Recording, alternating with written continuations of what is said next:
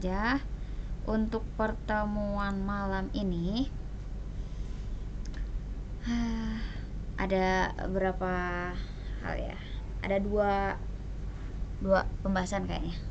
Yang pertama, kita bakalan membahas mengenai nama-nama akun yang kemarin udah kalian hafalkan.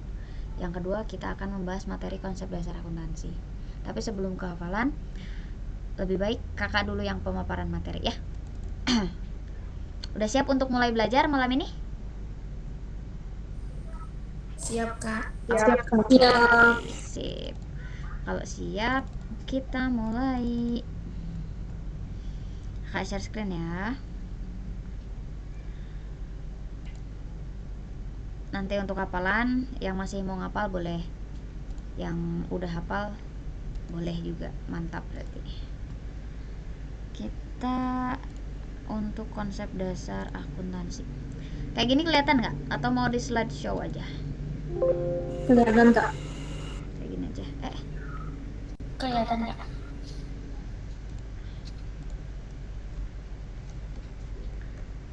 Saya biar bisa lihat kalian, kayaknya mending kayak gini deh. Nah,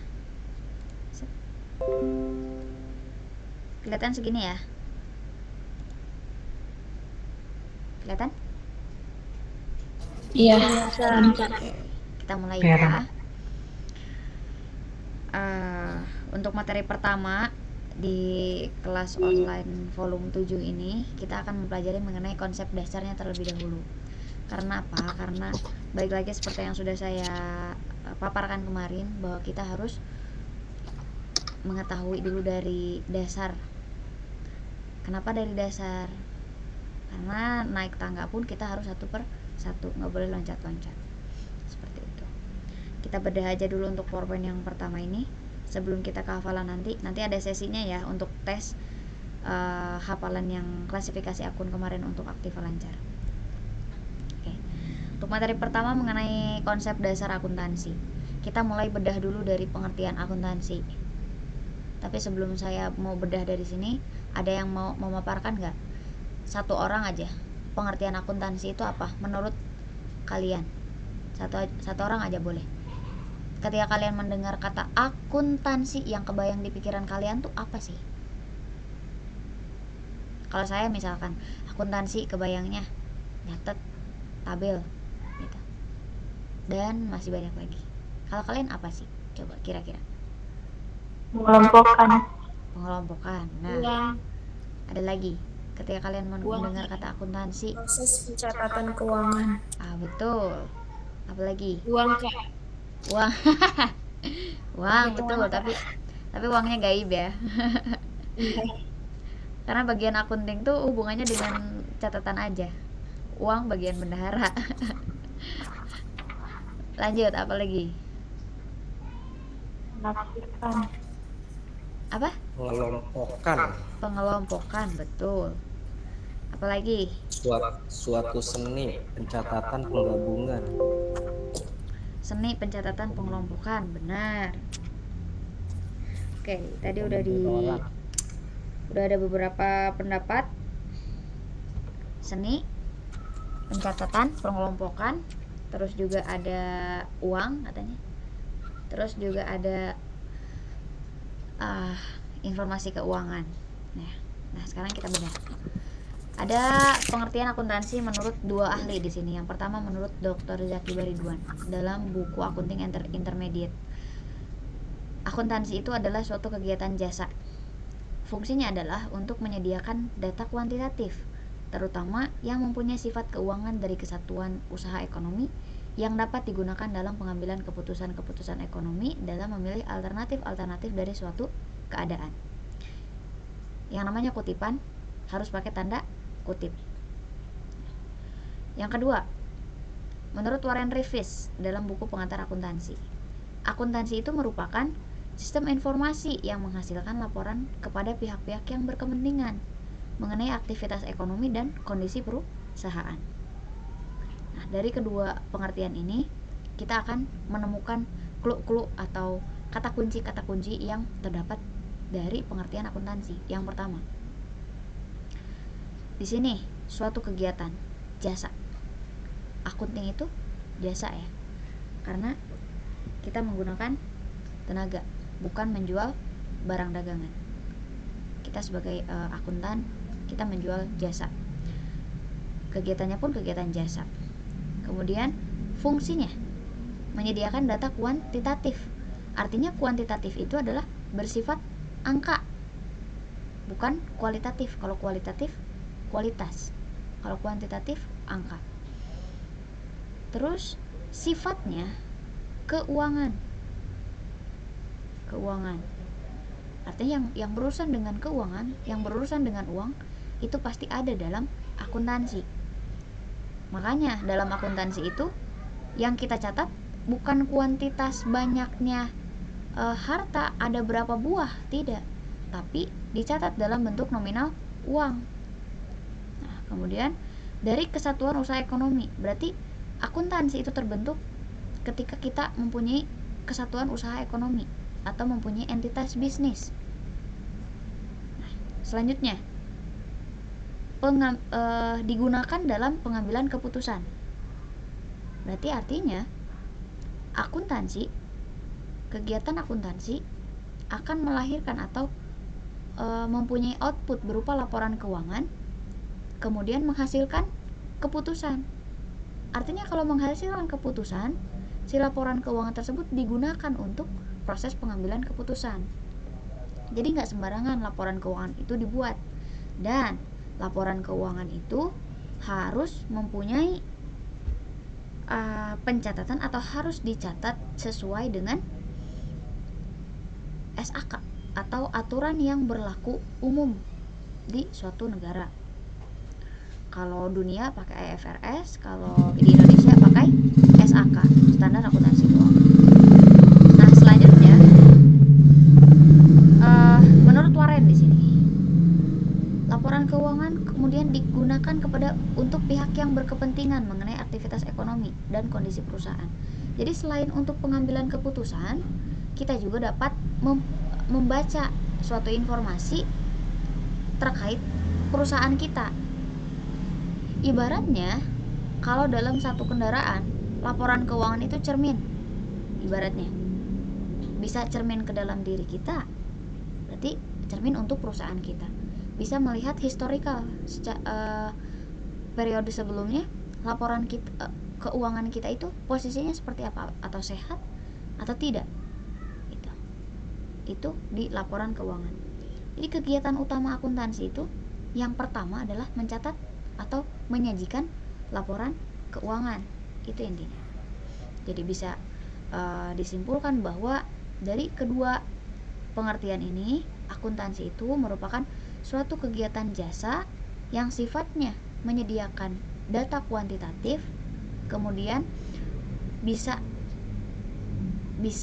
disebutkan sebagai kegiatan untuk menyajikan laporan keuangan, dan laporan keuangan tersebut nanti akan digunakan oleh pihak-pihak yang berkepentingan.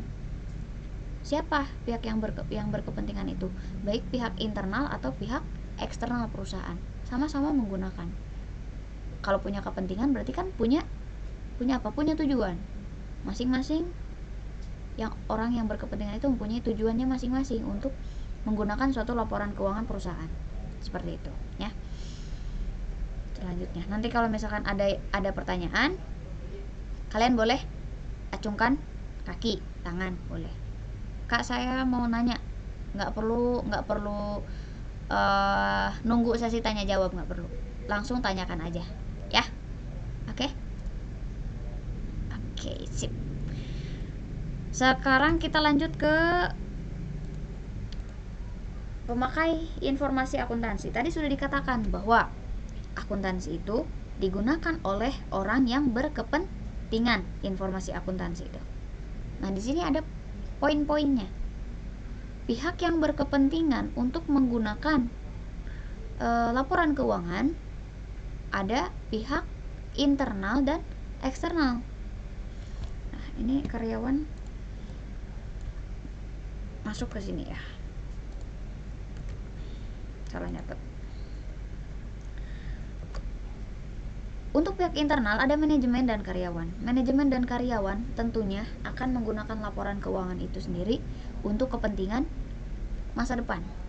Kita melihat histori ke belakang terjadi apa di perusahaan kita. Apakah laba kita signifikan naik, trennya naik terus, atau labanya sedikit tapi ruginya banyak, ataukah stabil, seperti itu.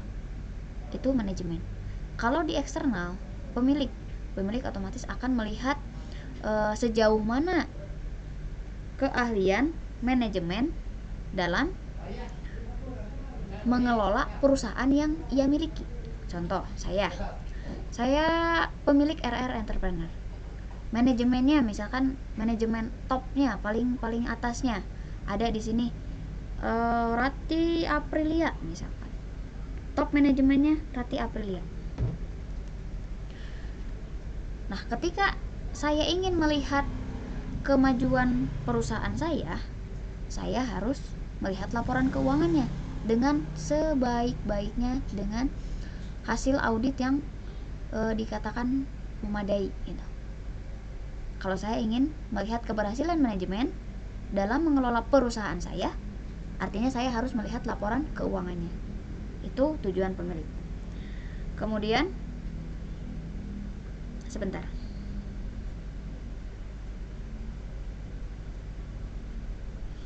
Kemudian untuk pihak kreditor. Kalau kreditor itu kita harus ketahui dulu bahwa kreditor itu merupakan bisa dikatakan pihak yang meminjamkan dana.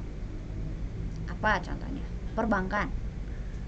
Saya perusahaan RR Entrepreneur ingin mengajukan kredit ke Bank Mandiri misalkan. Nah, Bank Mandiri tidak akan serta-merta memberikan kredit atas nama perusahaan saya. Tapi kalau mau atas nama perusahaan harus melampirkan laporan keuangannya. Kenapa? Karena kreditor akan mengukur seberapa besarkah kemampuan suatu perusahaan dalam mengembalikan dana yang dipinjamnya. Bayangkan, jangankan kreditor yang meminjamkan uang yang besar kepada perusahaan. Kita aja, ketika kita ingin meminjamkan uang ke teman, kita pasti lihat histori teman kita tuh seperti apa. Apakah kiranya bakalan mampu mengembalikan uang tersebut dengan tepat waktu? Apakah karakternya baik, ingkar janji atau tidak, gitu kan? Nah, sederhananya seperti itu ketika kita meminjamkan uang kepada teman. Kreditor pun sama. Ketika ingin menyalurkan dana pinjamannya kepada perusahaan, calon nasabahnya itu akan melihat dulu laporan keuangannya. Nah, yang ketiga investor kita berbicaranya dengan saham. Misalkan kalian calon investor di suatu perusahaan, pasti kalian tuh lihat dulu progresnya, berapa besarkah kira-kira. Kalau kita lihat laporan keuangan, kalau kita analisis nih, seberapa besarkah perusahaan akan memberikan timbal balik kepada investor. Apakah dirasa itu menguntungkan atau tidak dalam jangka waktu tertentu gitu. Kalau misalkan investor bisa membaca laporan keuangan, artinya investor nggak akan tertipu, tidak akan mengalami kerugian yang besar, dan investor bisa membaca 5 tahun, 10 tahun ke depan perusahaannya akan seperti apa. Itu untuk investor. Yang keempat ada pemerintah. Kalau pemerintah menggunakan laporan keuangan perusahaan itu yang ada di negaranya itu untuk apa? Untuk kegiatan perpajakan. Pemerintah untuk kegiatan perpajakan, untuk dasar pengenaan pajak. Itu pemerintah. Kenapa di Indonesia banyak yang lalai terhadap pajak? Karena perusahaan itu bisa dikatakan lalai pajak kalau tidak melaporkan laporan keuangannya sesuai dengan yang terjadi, artinya memanipulasi laporan keuangan gitu. Makanya pemerintah itu memaksimalkan program-program yang sifatnya sukarela. Jadi untuk warga negara yang mempunyai perusahaan di Indonesia dimohon untuk melaporkan pajak dengan sebenar-benarnya. Nggak boleh dikurang-kurangi labanya, asetnya diumpet-umpetin, nggak boleh. Karena ujung-ujungnya nanti bakalan ketahuan. Kalau ketahuan itu kena denda. Kalau ketahuan ada aset yang diumpetin misalkan, itu kena denda. Pajak juga untuk kita juga kok. Cuman pajak itu tidak secara langsung timbal baliknya, melainkan ya digunakan untuk kepentingan publik seperti itu.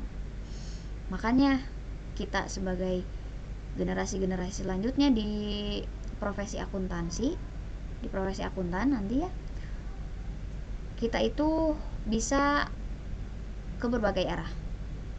Bisa menjadi dosen, bisa menjadi seorang profesional di bidang akuntansi. Contoh, misalkan kita mau jadi akuntan publik. Artinya kalau akuntan publik itu kita berhubungan dengan laporan keuangan perusahaan ya untuk kepentingan publik. Kita menjadi auditor untuk satu perusahaan dan kita harus sebentar ya.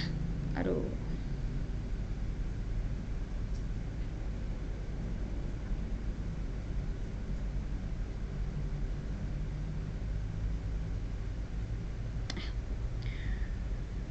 Sampai mana tadi? Sampai pajak ya. Ya pada intinya kalau untuk perpajakan kita sebagai auditor kita harus mempunyai sikap independensi. Nggak boleh mau diintervensi sama klien. Nanti kalian bakal belajar juga mengenai etika profesi seorang auditor. Sampai sini ada yang mau ditanyakan? Bisa dipahami ya? Kak, boleh diulang gak yang investor? Oke, yang investor. Yang investor itu ketika kita menjadi seorang investor, kita harus membaca suatu laporan keuangan yang akan kita tanami saham, tanami modal untuk perusahaan tersebut.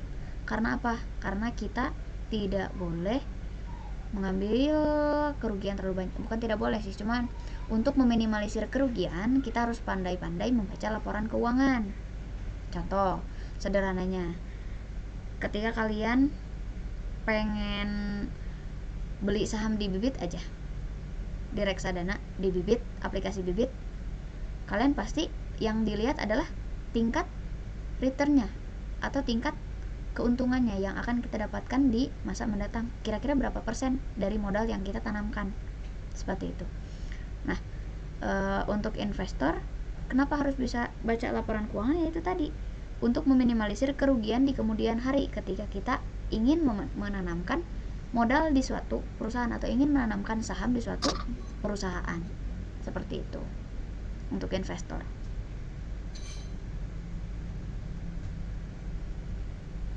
Bisa dipahami? Bisa, Kak. Oke, mantap. Bisa, Kak. Sip, kita lanjut ya. Sekarang kita udah masuk ke akuntansinya nih sekarang.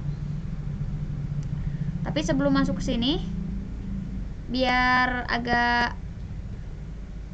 cenghar, agak cenghar. Saya mau tes dulu satu orang deh, buat sampel. Saya tes dulu satu orang.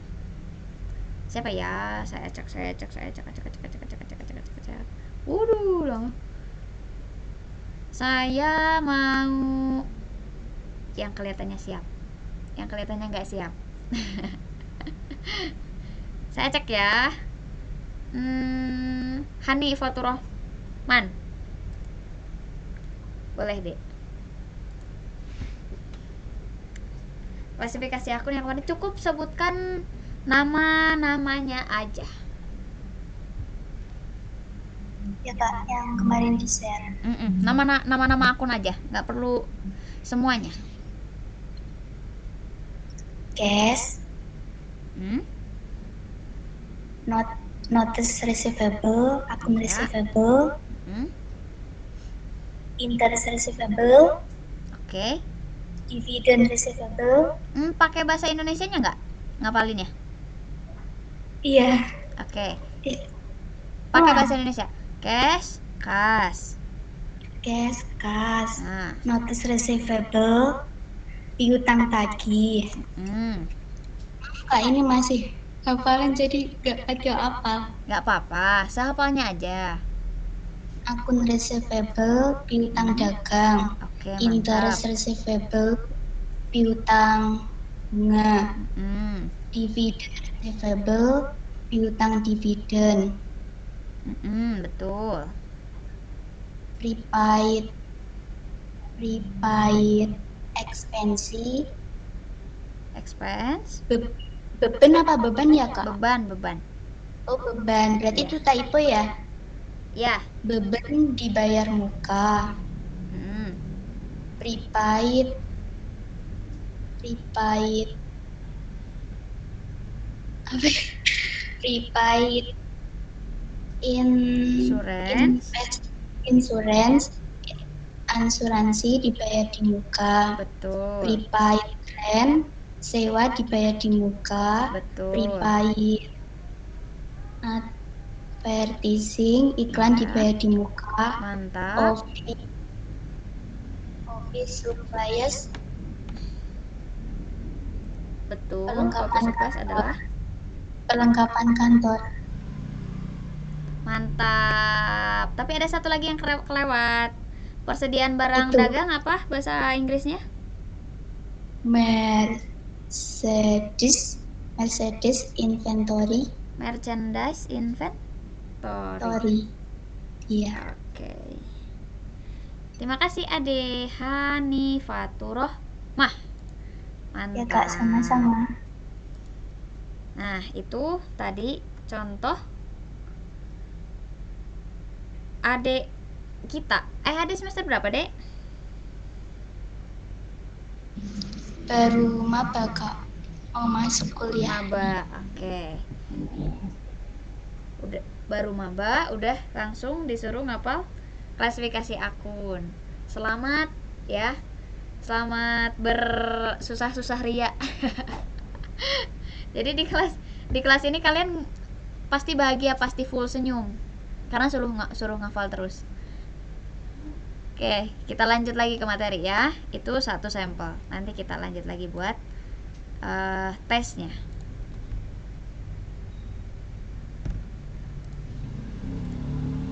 Kita lanjut lagi. Udah kelihatan belum? Nah. Udah, Kak. Udah ya. Oke, sekarang kita masuk ke konsep periode akuntansi. Atau ini tuh dasar pencatatan akuntansi. Ada dua dasarnya itu. Ada dasar kas, ada dasar akrual. Ada basis kas, ada basis akrual. Nah, keduanya berbeda. Yang pertama untuk dasar kas. Di sini adalah dasar kas merupakan konsep di mana laporan pendapatan dan biaya atau beban akan dilaporkan ketika kas diterima atau dibayarkan. Jadi kan dalam akuntansi itu mempunyai sistem pengakuan. Pengakuan baru dicatat. Nah, kalau di dasar akrual, konsep di mana laporan pendapatan dan biaya atau beban akan dilaporkan ketika pendapatan dihasilkan atau beban diakui. Perbedaannya secara singkat adalah seperti ini. Untuk dasar kas, kameranya dibuka semua. Untuk dasar kas, ketika kita menerima dan membayar uang secara tunai, itu baru diakui dan dicatat. Tapi kalau pakai dasar akrual, baik itu pembayaran atau penerimaan, meskipun belum memakai uang, itu udah dicatat gitu, atau sudah diakui. tapi melainkan ada akun-akun yang akrualnya. Apa saja nanti akun-akun akrual nanti akan kita kenali. Ya, yang terpenting untuk dua basis ini perbedaannya dari segi pengeluaran dan penerimaan uang, diakui dan tidak diakui. Bukan tidak diakui, tapi baru akan diakui ketika melihat bentuk uangnya atau menerima atau membayarkan. Itu di dasar kas. Kalau di akrual, pokoknya semua transaksi mau pakai uang atau enggak harus diakui dan dicatat. Itu intinya. Ya. Kalau misalkan ada masih yang bingung, masih ada yang bingung, boleh ditanyain. Kak, ulangi cerita. Oke, jadi gini. Perbedaan antara dasar kas dan dasar akrual. Singkatnya, kalau dasar kas, transaksi akan diakui dan dicatat ketika menggunakan uang. Seperti itu. Kalau dasar akrual, transaksi penerimaan atau pembayaran itu akan dicatat dan diakui meskipun tidak menggunakan uang. Artinya uangnya itu akan dibayar kemudian atau didapatkan kemudian hari. Seperti itu. Contoh gini. Untuk akun akrual adalah contohnya akun pendapatan diterima di muka. Ketika kita menerima pendapatan diterima di muka, ada sejumlah uang yang diterima oleh si A, tapi timbal balik yang akan diberikan atau feedback yang akan diberikan itu akan diberikan di kemudian hari, tidak dalam satu waktu, melainkan berangsur-angsur. Contoh gini, ketika kalian membayar kosan untuk 1 tahun, misal 12 juta, berarti kan per bulannya 1 juta. Nah, kemudian kalian dibayar di tanggal 1 Januari karena mulai ngekos tuh dari awal tahun misalkan masuknya. Selanjutnya, setelah kalian deal sudah transfer uang, bagi kalian itu beban dibayar di muka. Nah, beban dibayar di muka itu merupakan akun akrual, yang mana kalau menggunakan dasar akrual, ketika kalian membayarkan uang tapi kalian belum mendapatkan timbal baliknya atau belum mendapatkan Manfaatnya, Kak. manfaat dari yang kita bayar belum didapatkan timbal balik dalam satu waktu, itu tetap diakui. Itu untuk dasar akrual. Kalau dasar kas, ketika menerima dan membayarkan aja mengakuinya. Kalau dasar kas, ketika pakai uang dicatat, kalau nggak pakai uang nggak usah. Kalau dasar akrual mau pakai uang atau enggak itu tetap dicatat. Gitu, Adik Rati. Mau nanya, Kak. Boleh. Kalau pendapatan diterima di muka dengan sewa dibayar di muka itu bedanya apa ya? Bedanya klasifikasi akunnya dong. Kalau pendapatan diterima di muka itu masuk ke akun kewajiban. Kalau sewa dibayar di muka itu masuknya ke harta.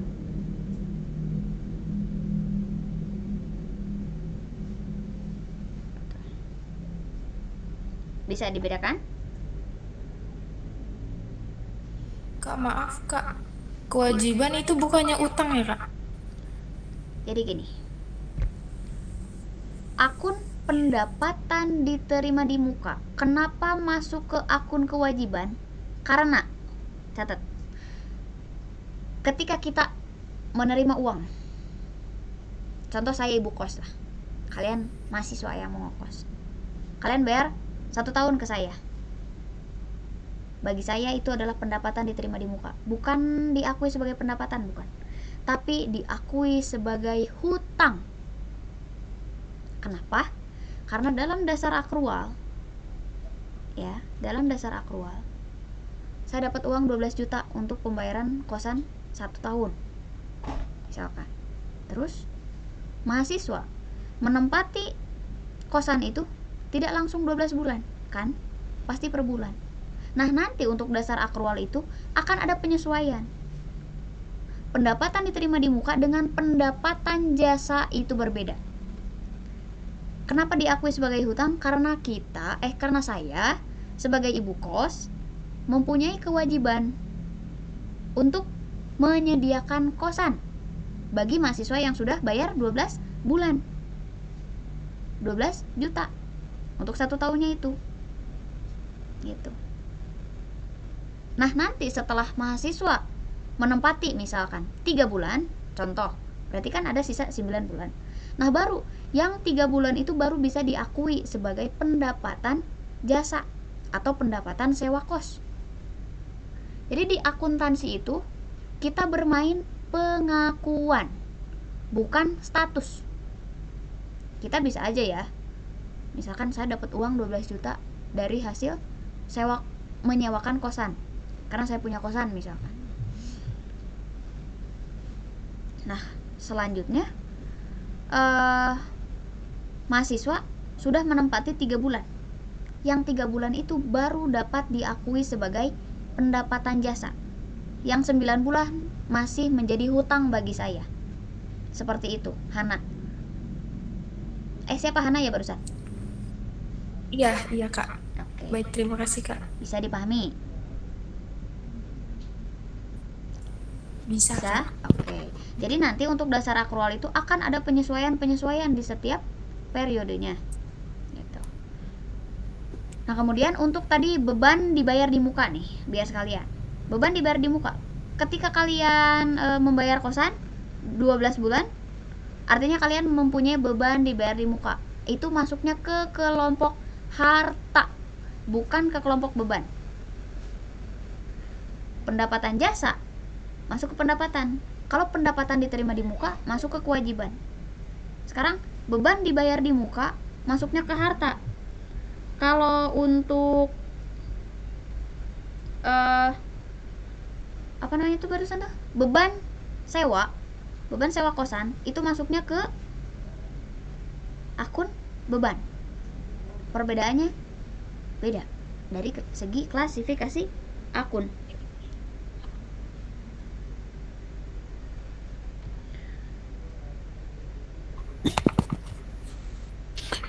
Gitu. Ya, bisa dipahami. Boleh izin nanya? Boleh.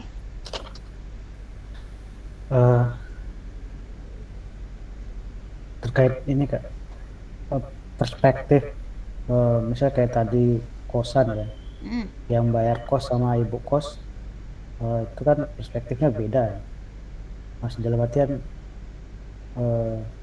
ibu kos tadi misal menganggap itu sebagai utang kalau bayar kos di muka, dan dalam akuntansi itu perspektif siapa yang dijadikan dasar untuk pembuatan misal laporannya atau pencatatannya? Oke. Kita berperan Apakah sebagai siapa? pelanggannya atau pemilik perusahaannya? Oke, pertanyaan yang bagus. Kita dalam akuntansi akan mencatat dari pihak mana, gitu kan? Tergantung. Kita perusahaan sebagai siapa? Kalau kita mengeluarkan uang, artinya kita yang menyewa. Kalau kita yang menerima uang, berarti kita yang menerima sewaan. Seperti itu. Tergantung kita ada di posisi apa. Kalau kita di posisi akunting perusahaan, artinya kita harus mencatat dari sudut pandang perusahaan, bukan sudut pandang orang lain. Gitu.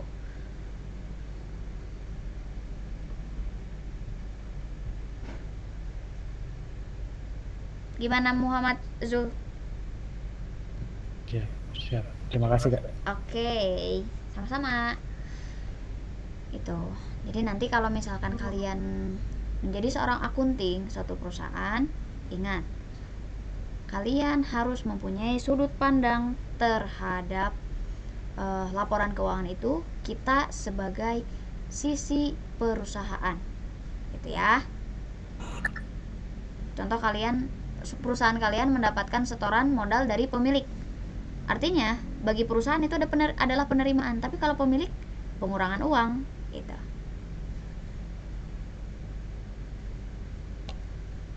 Oke, kita lanjut. Kalau mau tanya, Boleh. Tadi berarti misal sewa dibayar di muka sama beban dibayar di muka. Jadi si ibu kos itu nulisnya sewa dibayar di muka. Kalau si yang nyewa itu beban dibayar di muka gitu ya? Gimana Dek? Coba diulang.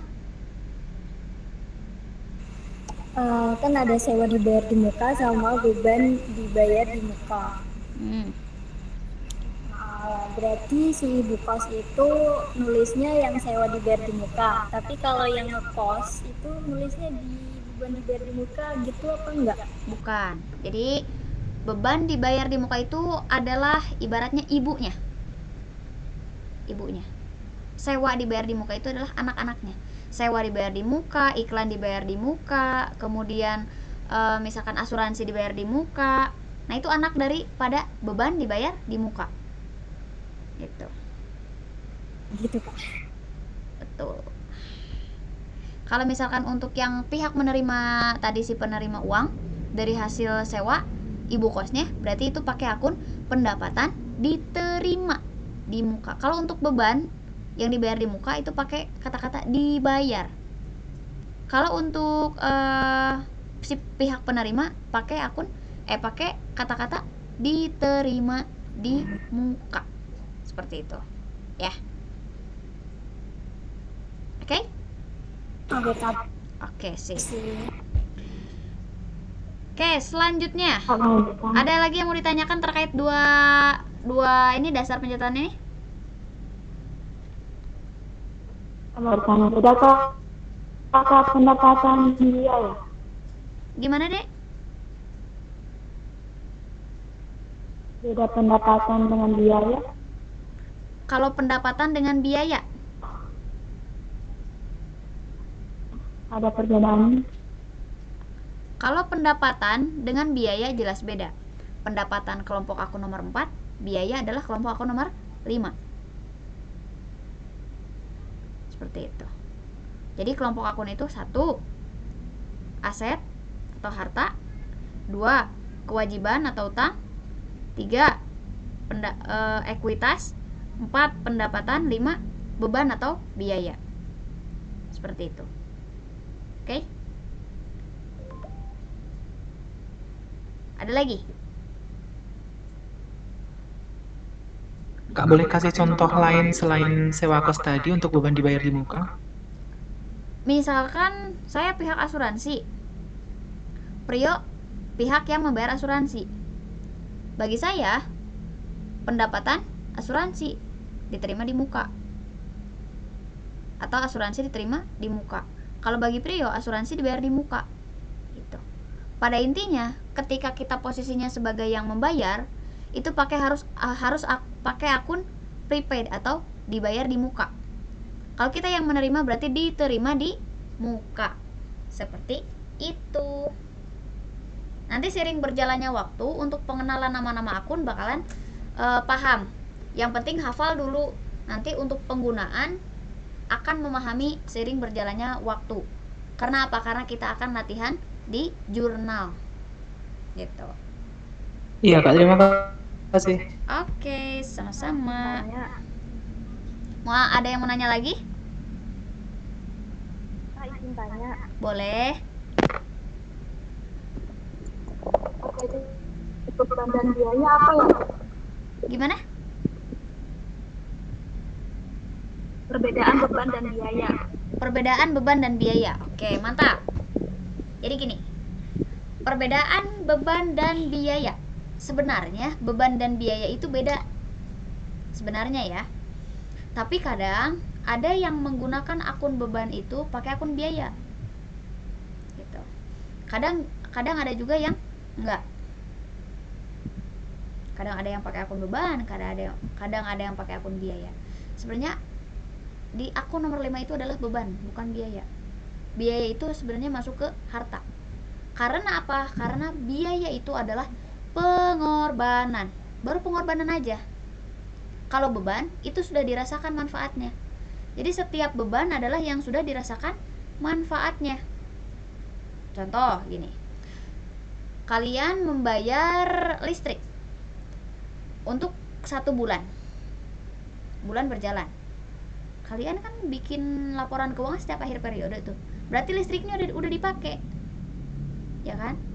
Nah, yang dikatakan beban adalah listriknya udah dipakai baru kita bayar, bukan yang token ya, tapi ini yang listrik yang masih bayar manual, ke apa, bayar manual lah intinya ya, bukan yang token. Kalau token kita beli dulu baru bisa pakai, kayak pulsa. Nah, untuk biaya itu adalah pengorbanan.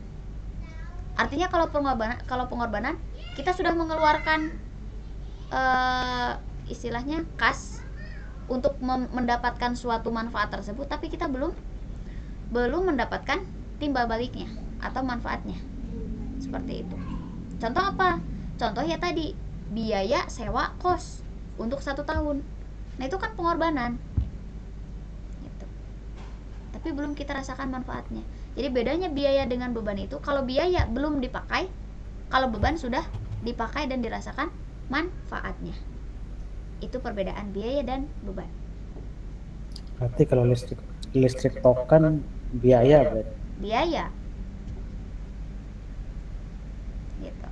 Berarti kalau kita ikut kelas ini juga masuk biaya ya, Kak? Masuk biaya, masuknya beban privat dibayar di muka kalau untuk kalian. Tapi kalau bagi saya, pendapatan privat diterima di muka.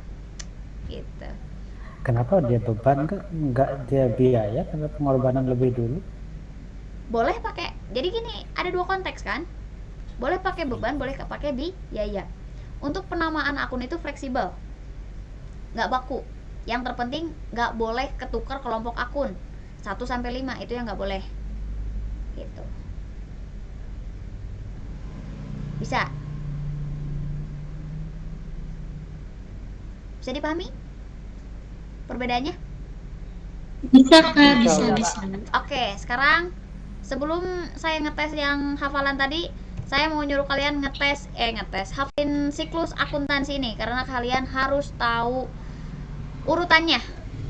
Dari transaksi ke jurnal umum, buku besar, neraca percobaan atau trial balance, ke jurnal penyesuaian, kertas kerja, laporan keuangan, lalu jurnal penutup. Laporan keuangan ada 5, 1, 2, 3, 4, 5. Silakan dihafal.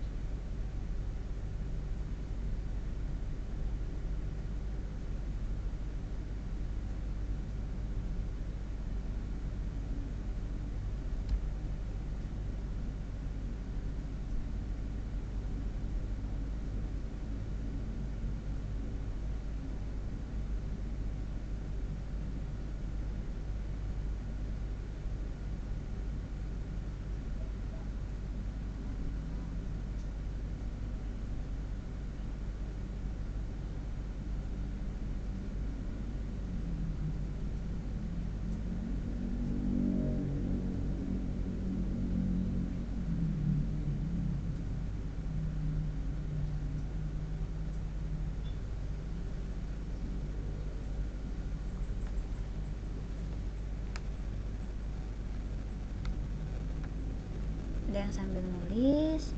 2 menit lagi ya sampai 20.28.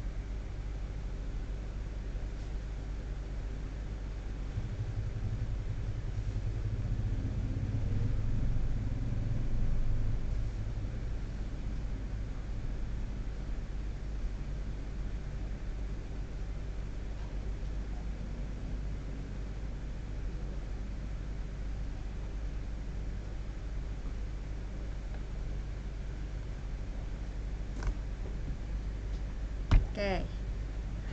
Ada yang bisa?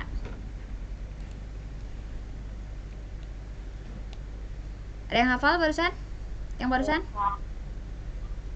Selamat Rati. malam Kak Rizka. Rati boleh.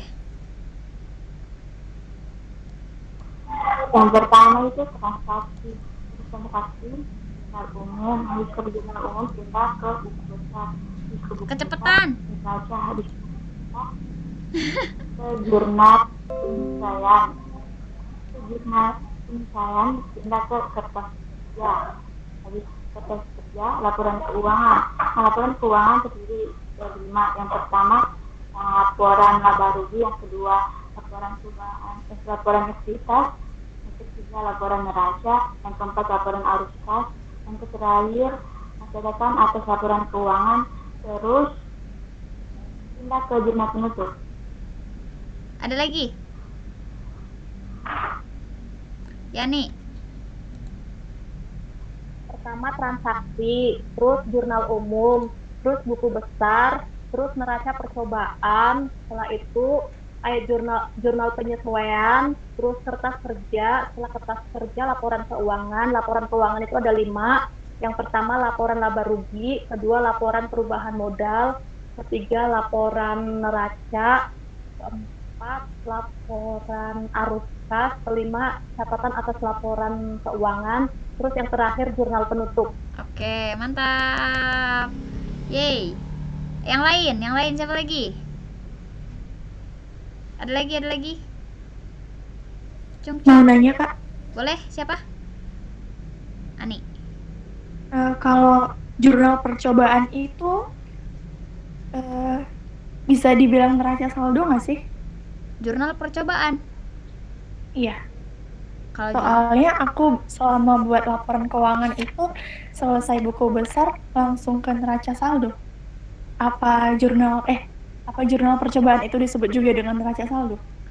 sebenarnya jurnal sih jurnal. Kalau neraca saldo sebenarnya.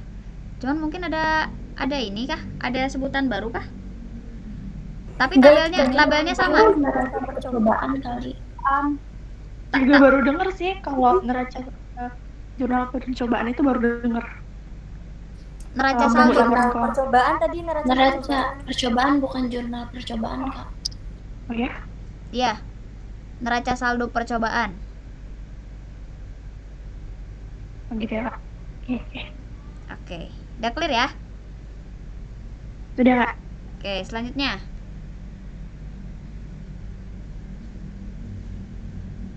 Ada lagi? Saya mau coba Boleh. jurnal umum, terus buku besar, terus neraca percobaan, terus jurnal penyesuaian, terus worksheet atau kertas kerja. Habis worksheet itu apa Kak? Apa ya? Gimana ya jawabnya?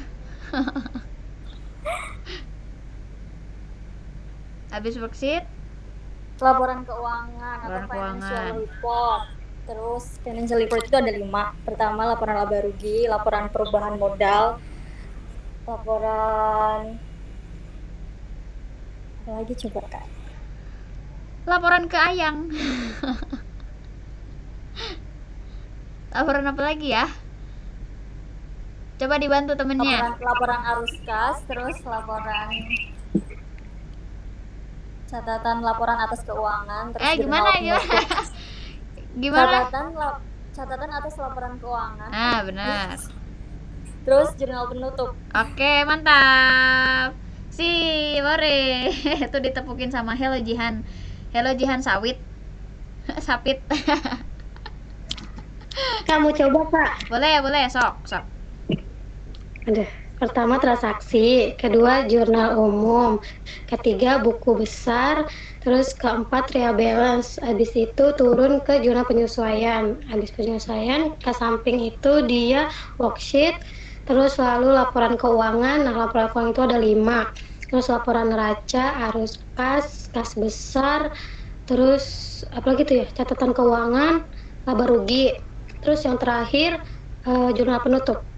Oke, mantap. Coba. Kak mau coba, Kak? Boleh, sok lanjut. Saya semangat Oke, ini kalau banyak yang maju tuh. Apalagi kalau offline ya. Kalau kita deketan, wah, keren. Iya, seru Kak. Ayo Kak, Kak. Sok, boleh, Jakarta, Hana. Kak. Gas. Mulai ya, Kak? Boleh, silakan. Oke, yang pertama transaksi, yang kedua jurnal umum atau general journal, yang ketiga ada buku besar atau ledger, yang keempat ada neraca percobaan atau trial balance, yang kelima ada jurnal penyesuaian atau adjusting entry, terus yang keenam ada worksheet atau kertas kerja, yang ketujuh ada laporan keuangan atau financial report. Itu ada 5 terdiri dari laporan rugi laba, laporan perubahan modal, laporan neraca, laporan arus kas, dan catatan atas laporan keuangan. Selanjutnya jurnal penutup. Oke, mantap. Sip. Nah, ada yang merasa belum hafal? Ada yang masih bingung? Udah hafal semua? Sulit nggak ngapalinnya? Sulit ngapalinnya? Muhammad Kalau aku Dalil, mau yang ada kertas kerja. bingung ya ada kertas kerja? Iya. Nggak apa-apa. Nanti kan kakak share tuh PowerPoint-nya. Nanti kalian baca-baca lagi, terus kalian hafalin lagi. Kenapa kalian wajib hafal?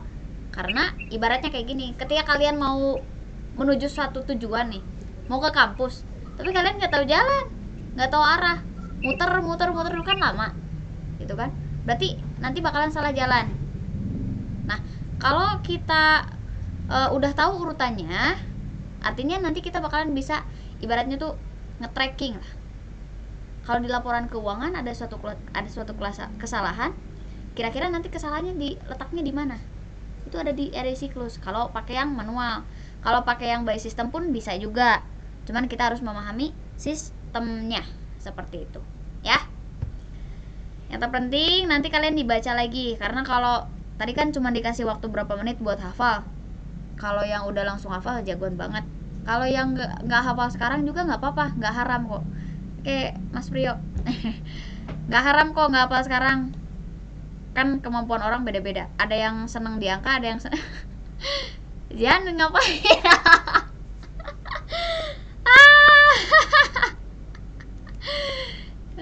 Jangan pakai filter lagi coba. Maaf Kak, lanjut Kak. Oke. Aduh. Kak, laporan perubahan modal itu laporan perubahan ekuitas kan? Gimana, Dek? Laporan perubahan modal itu sama dengan laporan ekuitas kan? Ya, betul.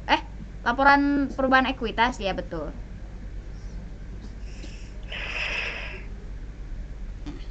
Jadi kadang ada nama-nama yang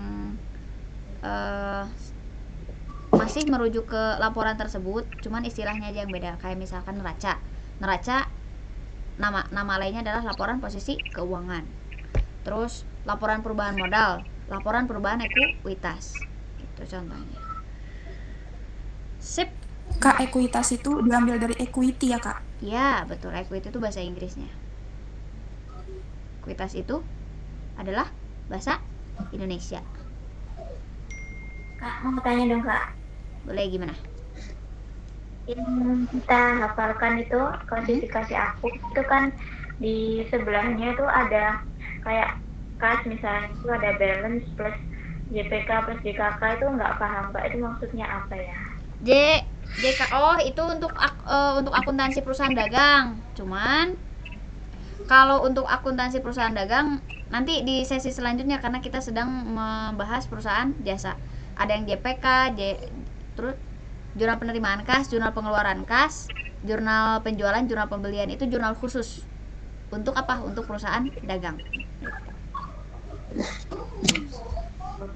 Jadi nggak perlu dihafal dulu itu mah, nanti aja kalau kita udah masuk ke sesi perusahaan dagang ya. Cukup nama-nama akun dan bahasa Inggris sama bahasa Indonesianya aja ya. Ada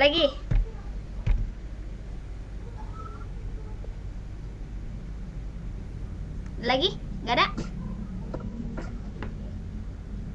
Oke, kalau nggak ada kita lanjut ke materi. Balik lagi ke materi. Ini udah setengah 9. Udah sejam ya. Sejam. Udah muncul belum? Udah. Ya.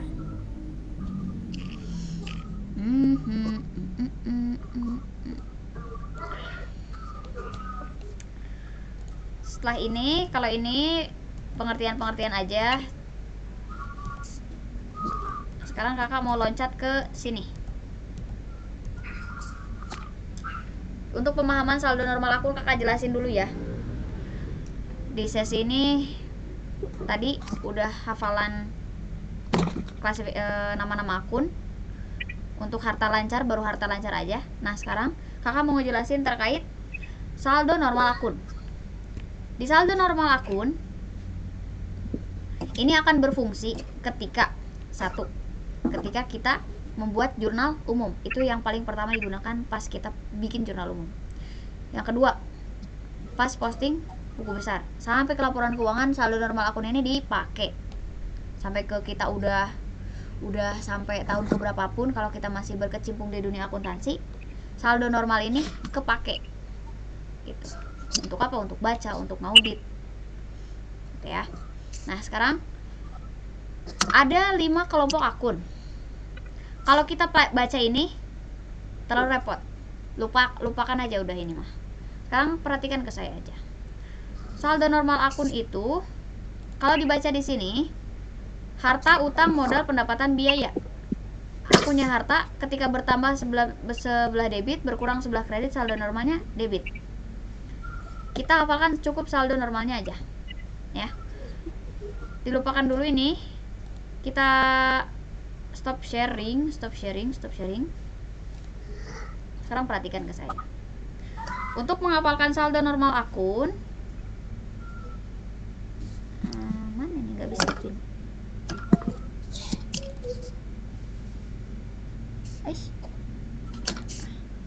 Saya pin dulu biar nanti kelihatan di record. Untuk menghafalkan saldo normal akun, ada satu trik dengan cara 5 jari, 5 akun. 1 harta, 2 kewajiban atau utang, 3 ekuitas, 4 pendapatan, 5 modal. Ini kelompok akun yang paling utama. 5 beban, Kak. Mantap.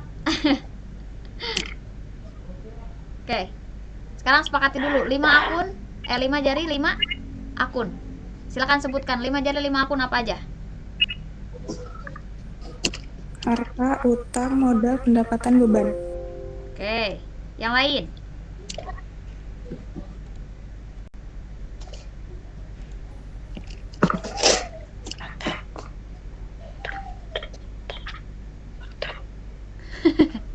Dian lucu banget bisik-bisik. Dian apa Dian? 5 jari 5 akun apa aja?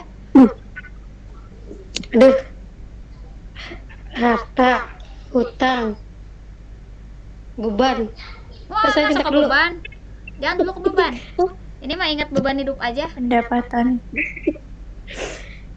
Ulangi. 1 Harta. 2 Terus saya dulu beban. Modal, pendapatan. 1 harta, 2 kewajiban, Iya. 3 Kewajiban. Modal. 4 Keempat pendapatan. 5. Kelima beban. Oke. Sekarang udah sepakat 5 jari 5 akun? Aset. Oke. Kalau udah sepakat, kita sepakati lagi semuanya. Kalau tangan kita berdiri, ini artinya debit. Kalau berdiri debit. Kalau duduk atau ke bawah kayak gini, artinya kredit. Sepakat? Sepakat. Oke, kalau udah sepakat, sekarang Ulang Kak, sebentar Kak. Ulang Kak, sebentar Kak. Oke. Kalau kebuka? Kalau kebuka debit. Debit. Ya. Kalau jarinya ke bawah kredit. Oke. Sepakat. 5 akun 5 jari. Kalau tangannya ke atas, jarinya ke atas debit. Kalau jari tangannya ke bawah kredit. Ya. Nah, sekarang dalam posisi akuntansi itu ada yang bertambah, ada yang berkurang. Ketika semua akun bertambah, 5 kelompok akun bertambah, maka tangan kita akan menunjukkan seperti ini. Artinya apa? Ada yang bisa nebak? Kredit. Debit. Hartanya kredit, bebannya debit. Salah. Harta bertambah di debit, beban bertambah di debit. Oke, Nah, ini yang mantap. bertambah di Hana, kredit. kita coba Hana ya. Bim salah Bim Iya. jadi apa? Prok. Silakan Hana. 5 Jadi jari 5 kan, akun Hana. Ya, semuanya ada 5 disebutin ya. akun. Semuanya disebutin ya. Dari akun 1 Ya. sampai nomor 5. Kalau seperti ini bertambah, artinya semua akun bertambah, posisinya seperti apa? Kan ini ada 5 akun. Nah, harta, utang, modal, pendapatan, beban. Ya. Nah, kalau kayak gini, ini rumusnya. Kalau harta bertambah di debit, kalau berkurang di kredit. Ini beban juga sama. Kalau bertambah di debit, kalau berkurang di kredit. Nah, sebaliknya yang tadi yang turun, ini kalau bertambah di kredit, kalau berkurang di debit, kayak gitu. Nah, yang 3 ini akun apa aja? Akun utang, modal, pendapatan. Utang, modal, pendapatan. Mantap. Sekarang diurutkan dari akun 1 sampai akun 5. Disebutkan satu Harta. persatu. Oke. Harta itu bertambah di debit, berkurang di kredit. Utang bertambah di kredit, berkurang di debit. Oke. Modal bertambah di kredit, berkurang di debit. Modal bertambah di kredit, berkurang di debit. Terus beban bertambah di debit, berkurang di kredit. Mantap. Ini padahal belum saya kasih tahu. Coba yang lain. Tepuk tangan, euy. Gak paham Kak. Gak apa-apa, kalau nggak paham nggak apa-apa. Sok yang lain dulu nanti saya klarifikasi. Sok yang mau explore, boleh. Expose boleh.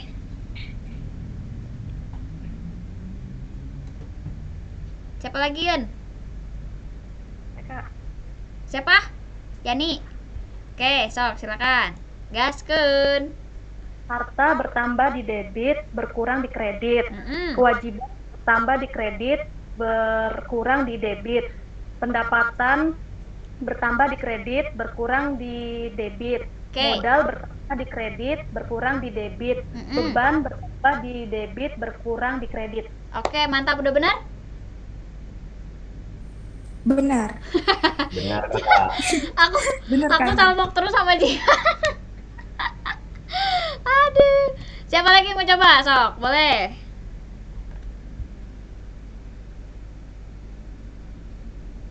Masih keder.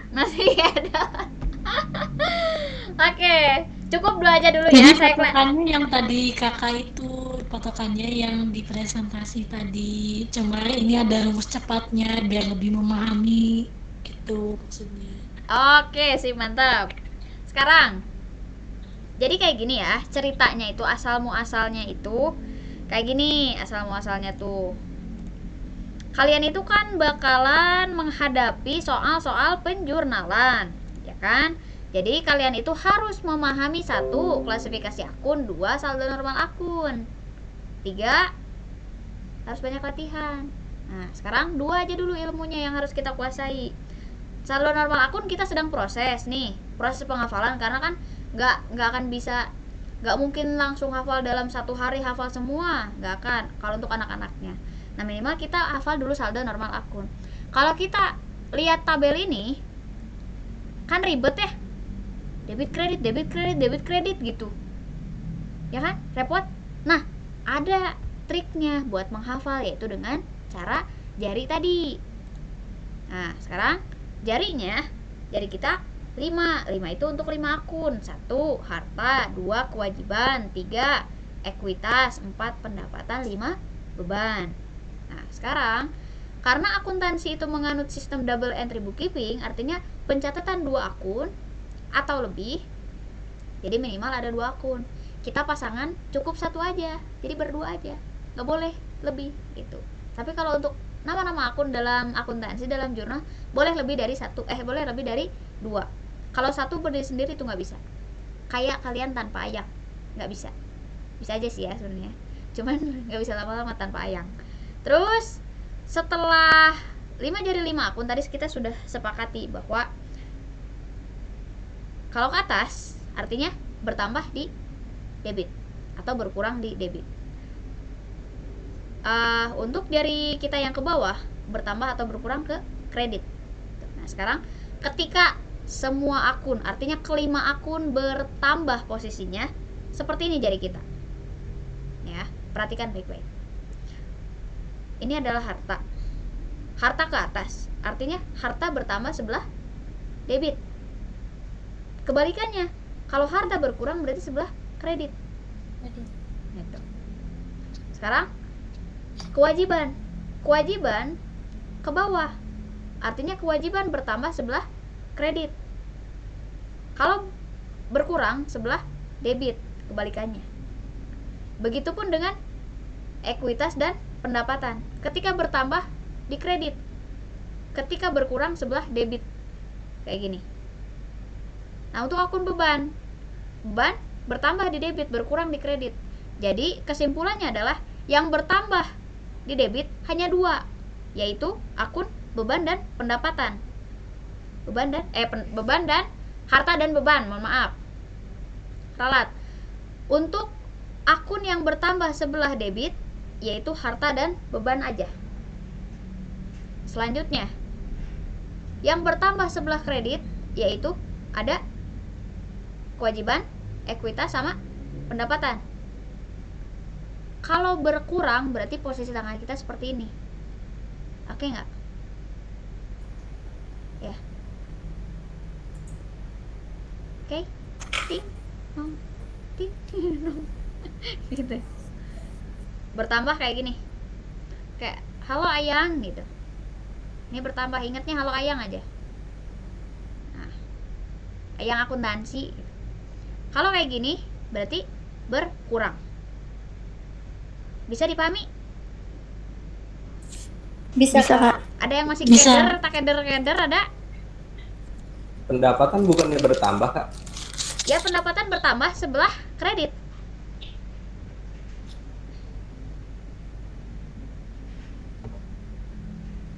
Kalau berkurang sebelah Saldo normal debit. ya. Debit. Oke, sekarang kita kasih satu sampel lagi nih. Siapa yang mau maju untuk menjelaskan tadi tangan? Gaskeun.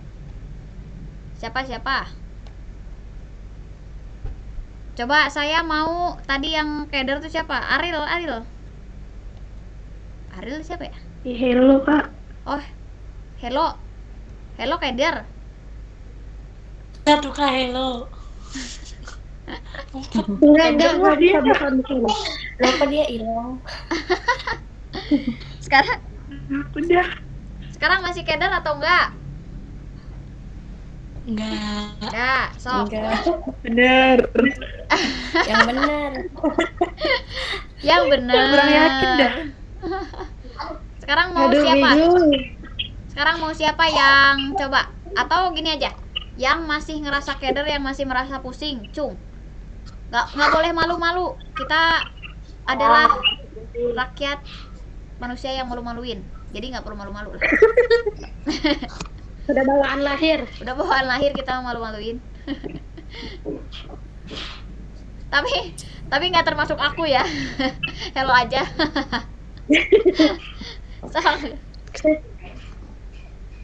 Aduh.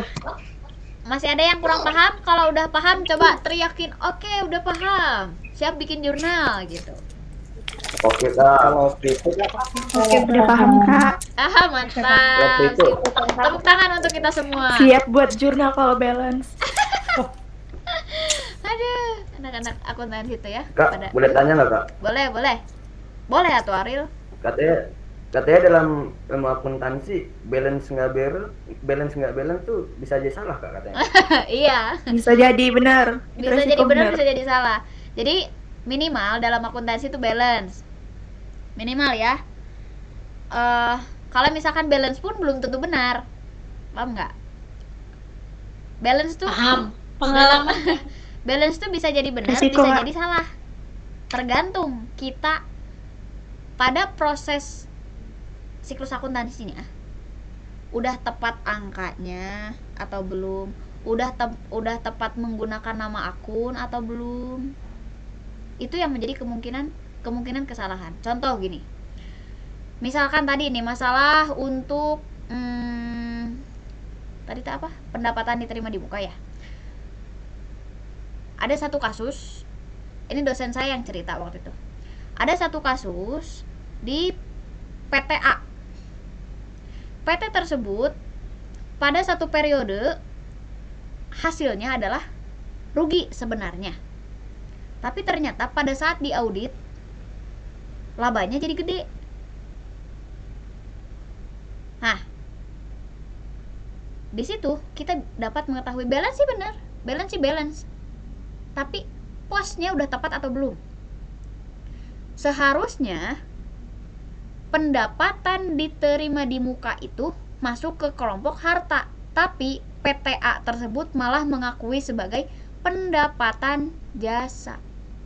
Jadi kan dalam konteks akuntansi, pendapatan itu akan masuk ke laporan laba rugi, nanti yang mana pendapatan lebih besar daripada beban masuk ke jadi laba hasilnya. Kalau pendapatan lebih kecil dari beban, artinya rugi.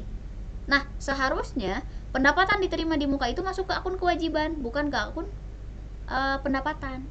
Nah, itu kadang ketika kita melakukan proses penjurnalan atau pengakuan akuntansi, balance itu minimal udah tenang. Tapi pada saat balance belum tentu benar. Yaitu tadi dalam akuntansi itu menganut tadi saldo normal akun. Kadang yang memang akunnya di debit, sama-sama di debit, tapi kalau kita salah masukin yang harusnya ke harta tapi malah ke beban, padahal sama-sama debit, itu tetap bakalan menjadi salah gitu. Nanti di laporan keuangan bisa dibaca.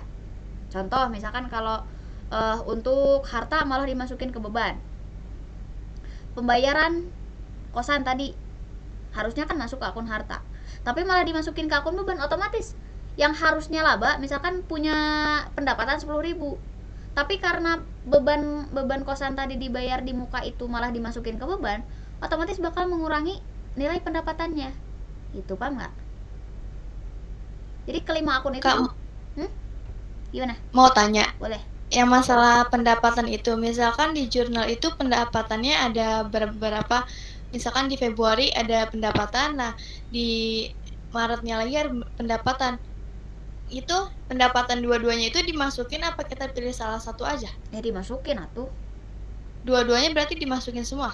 Iya, karena kan nanti laporan keuangan itu per satu periode, bisa per bulan, bisa per triwulan, bisa per semester atau per tahun.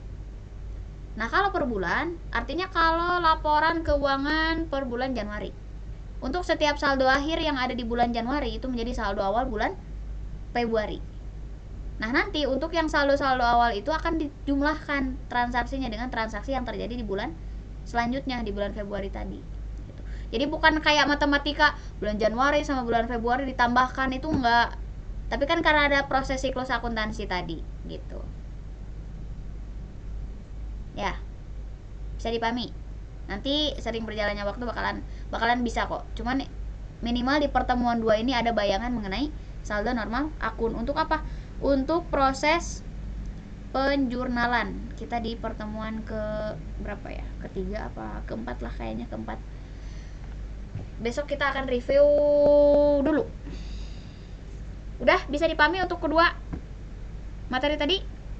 2 ya? Bisa Kak. Saldo normal akun sama klasifikasi akun. Bisa Kak. Bisa. Oke. Sip, kalau bisa dipahami. Untuk PowerPoint-nya udah.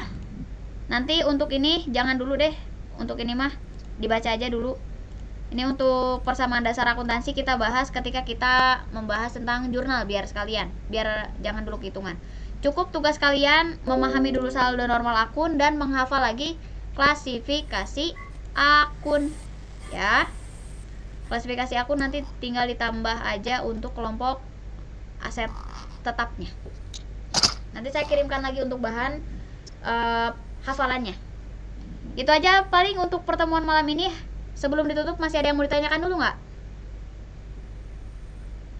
Saya boleh nggak Kak? Boleh, sok. Saya sedikit penasaran nggak? Kapan sih nggak boleh buat Ariel mah? Boleh aja terus. Sok Saya silakan. penasaran. Terima kasih loh. Saya masih penasaran dengan yang beban dan biaya. Beban kan yang dimana kita membayar, kita sudah bisa memanfaatkannya ya kan. Sedangkan kalau biaya itu biaya pengorbanan yang dimana kita membayar terlebih dahulu, manfaatnya di kemudian hari ya kan. Iya. Tapi bagaimana kalau kasusnya kita sudah membayar tapi kena tipu gitu? Kalau kita sudah membayar tapi kena tipu asli itu mah beda lagi konteksnya. Kepikir. Oh, beda konteks ya. Korban Penipuan investasi bodong bukan? Kepikiran. Aduh. Ya, kepikirannya sampai situ ya. Terus Ya, gimana Ria? Boleh. Ya udah itu mah Nah, itu bisa maksudnya kalau diakui karena- sebagai beban aja, meskipun nggak apa? Oh, Meskipun nggak merasakan manfaatnya, kalau kena tipu ya udah diakui aja langsung sebagai beban, karena kan udah diiklasin aja, anggaplah udah mendapatkan manfaat gitu. oh iya benar juga Kakak. Bener. Yang sabar ya. Ya, Pengalaman ya. Sabar ya Mas ya. ya. Gitu aja ya untuk malam ini ya. Udah real clear. Clear, Kak, ini ada recordnya nggak? Ada recordnya. Masih penasaran sama begini-begini. Oke, nanti dilihat lagi ya. begini katanya masih penasaran. Oke, yaudah tuh kalau kayak gitu. Kalau nggak ada lagi yang ingin ditanyakan untuk pertemuan malam ini, saya ucapkan terima kasih atas antusiasnya. Sekali lagi saya ucapkan terima kasih banyak. Saya senang ketemu kalian meskipun seminggu 2 kali ya. Mudah-mudahan kita dapat dipertemukan dalam keadaan tatap muka langsung, tatap muka yang bertatap, bukan hanya mata aja. Nah, kemudian untuk pertemuan selanjutnya kita akan ketemu lagi di hari Minggu jam 19.30 waktu Indonesia Barat. Oh iya, kita ada rekan-rekan dari Timor Leste. Tapi ini gabung nggak ya? Ada Gerson. Jadi kita itu bukan hanya dari Indonesia aja, tapi ada dari Timor Leste, ada Jubilena. Terus ada siapa lagi? Saya lupa lagi namanya. Yang dari Timor Leste. Cung.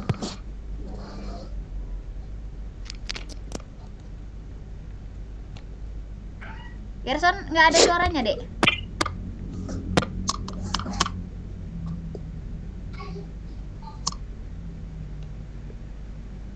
Nenia, ya, Nenia, Gerson, Ovelia. Nah, jadi yang belajar sama kita itu bukan hanya dari Indonesia aja. Jubilena, ya, Gerson. Dari Timor Leste. Timor Leste itu meskipun udah beda negara, tapi kan waktu zaman dulunya masih negara Indonesia. Jadi bahasanya sama.